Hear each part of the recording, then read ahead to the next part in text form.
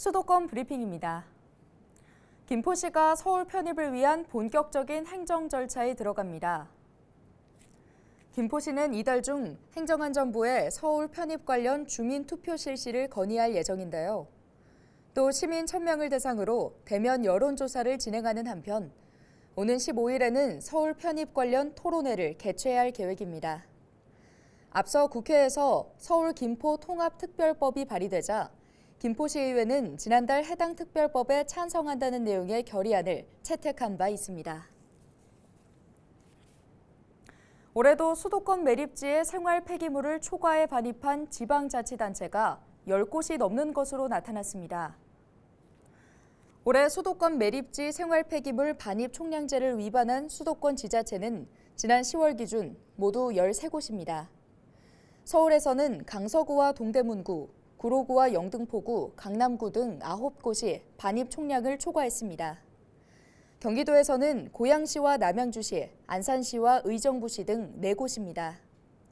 반면 인천의 경우 전체 평균 반입률이 58.9%로 반입 총량제를 안전적으로 이행 중입니다. 한편 지난해 반입 총량제를 지키지 못한 지자체에 대한 벌칙금은 역대 최대인 202억 5,500만 원을 기록했으며 서울 경기 지역에서 지불했습니다.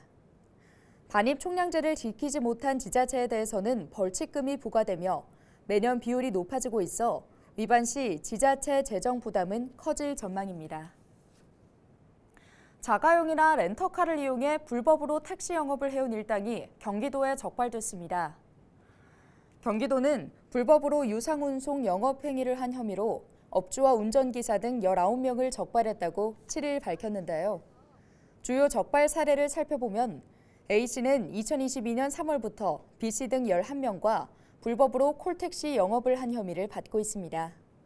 이들은 명함을 돌리며 승객을 모았고 A씨는 이용객들에게 전화가 오면 무전기를 통해 콜택시 기사들에게 승객을 알선한 혐의를 받고 있는데요.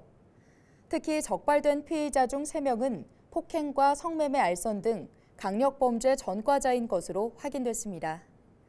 김광덕 경기도 공정특별사법경찰단장은 택시기사들의 경우 운행 자격에 대한 관리가 이루어지지만 불법 콜택시 기사들은 관리가 제대로 되지 않아 제2의 범죄로 이어질 가능성이 크다고 밝혔습니다. 인천 지역 청년 신중년 공공일자리와 사회적 기업 지원 사업이 폐지 수순을 밟고 있습니다. 인천시는 청년 신중년 사업이 실효성이 떨어지고 지원받는 기업은 물론 대상자들의 만족도 역시 낮다고 판단해 내년부터 지원을 대폭 축소하기로 했는데요. 이에 따라 신규 채용에 대한 지원이 아닌 올해까지의 채용 인력 322명에 대한 지원만 하기로 하고 예산도 51.6% 줄여 58억 원으로 편성했습니다. 2025년에는 해당 사업을 폐지할 계획입니다.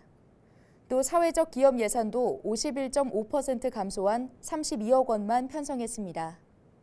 내년에는 올해 채용 인력 272명에 대한 인건비를 지원한 뒤 2025년부터는 이 사업을 없앨 구상입니다.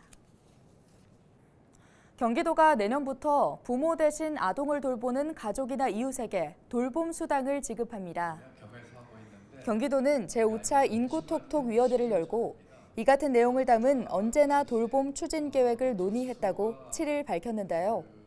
생후 24개월부터 48개월 이하 아동을 맞벌이 등 다양한 이유로 부모 대신 가족이나 이웃이 돌볼 경우 영아수에 따라 최대 월 60만 원을 지원합니다. 물가 상승에 따른 가계 부담을 덜기 위해 서울시가 사과 5천 상자를 저렴한 가격으로 공급합니다. 판매 가격은 사과 2.5kg 한 상자당 19,900원으로 평균 소매 가격인 28,276원과 비교해 약 30% 저렴한 수준입니다. 할인된 사과 상자는 오는 7일부터 13일까지 서울 시내 롯데마트 14곳에서 구매할 수 있습니다. 한편 올해 사과는 기후변화로 생산량이 지난해보다 20% 정도 줄어 가격대가 높아졌습니다. 지금까지 수도권 브리핑이었습니다.